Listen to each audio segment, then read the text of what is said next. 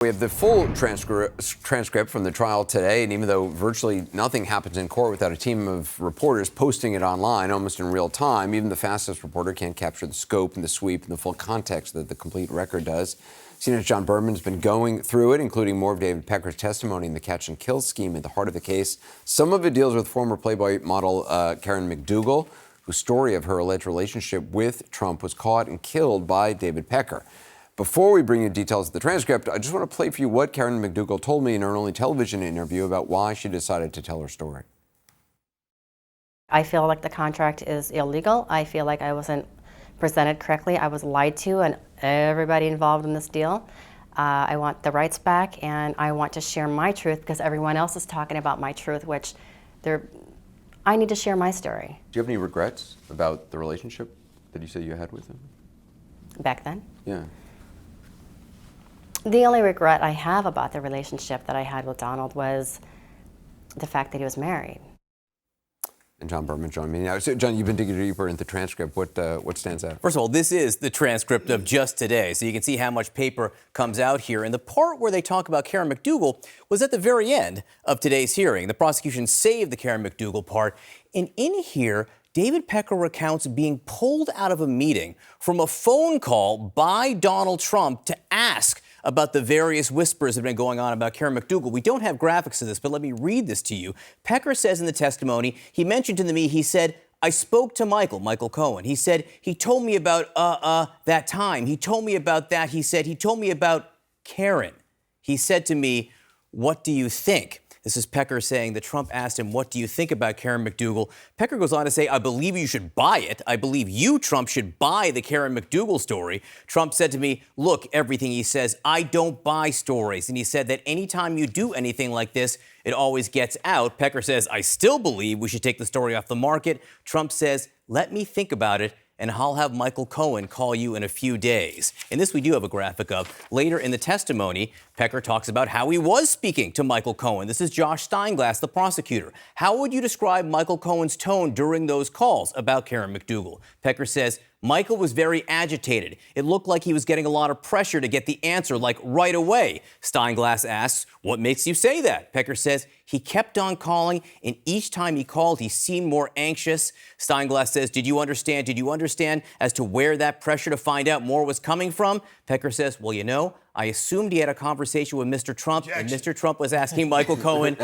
did we hear anything yet? You would have objection. You can't assume. Right. As soon as you hear the word assume, objection. Look, he was jumping up before I was. I mean, a witness can't testify. Yeah. I assume this or I assume that. Those aren't facts or objection, right? I apologize for just screaming out. It's just my instinct. Look, I do find the transcript fascinating, and I'm dying to read it. And actually, a friend of mine, Jim Walden, who's a brilliant attorney, he's the one who filed the motion asking for the daily transcript to be released. The people who aren't too happy about it are the court reporters who get paid daily copy to do this. But, again, these aren't crimes. Like, nothing that you just spoke about is a crime. Michael Cohen being anxious is not a crime. It just means it's something that they're interested in. And Abby, when you talk about their relationship changing in 2015, we now know that when you declare yourself for public office, whether it's city council person or president of the United States, they come out. They're coming to get you, which is now why we don't get good people running for office anymore, because they go back to high school and see what you did back then. So I'm not surprised that once Trump goes from being a TV star and a real estate magnate to being president of the United States, all of these people come out. And yeah, it's a mutually beneficial society, and they're there to help each other. To me, the anxiety of Michael Cohen spoke to the pressure from Trump. Assumed from Trump. So, I mean, that's the only reason that matters. But the other thing I would just note, I mean, the Karen McDougal story is not over. This is just the beginning of what we will learn about this Karen McDougal story. And when you look at the charging documents here for Trump, there are some hints about where this goes next.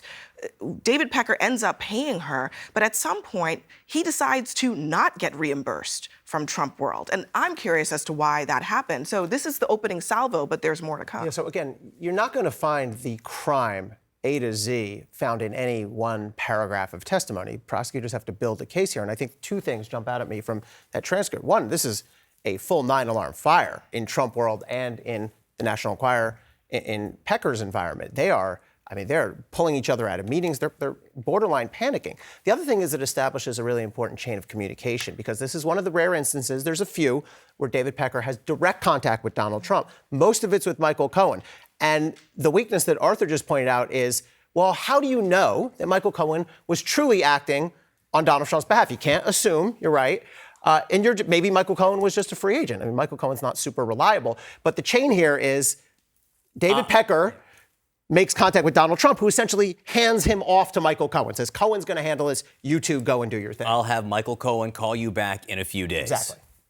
One of the things, though, that David Pecker said today, and correct me if I'm wrong on the stand, was that, according to him, Trump was very detail-oriented and actually paid attention to a lot of the mundane details of this transaction. He's not saying that he was aware that the line item was a legal fee, but he's indicating Trump was very much involved in this. And what you just read, John, also backs that up, that according to Cohen, and what Cohen will probably testify, is that Donald Trump is breathing down his neck very closely following the Karen McDougal situation. He talked about how he would sit with Trump in Trump Tower on the 26th floor, and Trump's assistant at the time would come in and bring him invoices and checks, which I thought was a really notable moment. I have that. I can read that. And Donald Trump would sign it. I can read that. This is from page 1002 of the transcript, signing checks. Joshua Steinglass, the prosecutor, asks, did you have occasion over the years to observe Mr. Trump's business practices? Pecker responds,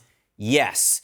Josh Steinglass asks, in what context? Pecker responds, I had a meeting with Mr. Trump in his office, and when I was there, his assistant, Rona, brought in a batch of invoices and checks to sign, and I observed Mr. Trump, and I noticed that he reviewed the invoice and looked at the check, and then he was signing them. That tells you a couple of things. First of all, it's very important that the prosecution established that Donald Trump knew what the corporate records were. That's what this whole case is about. The other thing that tells you is that David Pecker is not on Team Trump. He didn't have to give that kind of testimony. He was burying Donald Trump with that. You know, Jeffrey? Why? I agree with you, but why? I'll tell you Why is he not I'll on tell you Team one Trump? good reason. Because when the shark moves on, the remora fish is all alone. Well, okay, I agree with you. But he could also be, they could have figured out a way to charge him. But wait a second. You know, I feel like David we're putting Pecker. the horse before the cart. I mean, this is witness number one. He hasn't even been cross-examined yet. There is still a lot of road left to go here. And I think what they're establishing, though, is that Trump paid very close attention to what we all know, his finances. He doesn't part easily with his money. I was looking, Karen McDougal wrote a lot down about her relationship with Trump when they were having this alleged affair, which Trump denies. But she wrote down that Trump was so careful with his money and he was so worried about creating a paper trail of their relationship that she would book her travel when they would meet places and Trump would reimburse her. I mean, let's just step back for a second. If a married guy is having an affair and having sex allegedly with a porn star and it's starting to unravel, he's going to pay very close attention, I would imagine, to every detail of how this is being hushed up. I mean, is this not just... This is not something you would... I don't care if he's the top executive of whatever. You would think this is actually something I would actually want to know all the details of. And that's why... Is this... He wanted to know... He says at one point to Michael Cohen, this has to be paid in cash, doesn't he? I mean, at one point he's talking about this needing to be done in cash. That's on a tape that that we're going to hear soon in this trial. Michael Cohen secretly recorded Donald Trump. A shady move, by the way. I had 4 defense lawyers in the green room with me today. I said, have you ever even thought about doing this? I'm just saying, if you've done something that threatens your marriage, are you going to leave it up to Michael Cohen to handle every detail without checking, like being an overlord on him? That's what a common sense, rational person would do. But the tape that we're talking about here that Michael Cohen makes of Donald Trump actually suggests Donald Trump is like, just get it done. He's not in the weeds. In fact, at one point, Michael Cohen says, no. I got it. Alan and I are going to handle. You don't worry about it. We're going to pay him. You don't worry about the how. And the how is the crime. So when that tape comes up, that's going to be a problem for the prosecutors. Well, I also think that, part of the thing about Trump paying attention to details is more to what Caitlin was saying, which is the amount of money, even for very rich person like Donald Trump, he didn't really want to part ways with $150,000 for Karen McDougal, $130,000 for Stormy. He did not want to part ways with that money. He still tried hesitates to pay his attorneys. He tried to get out of it once the election was over. So it's really about the dollars here that was concerning to him.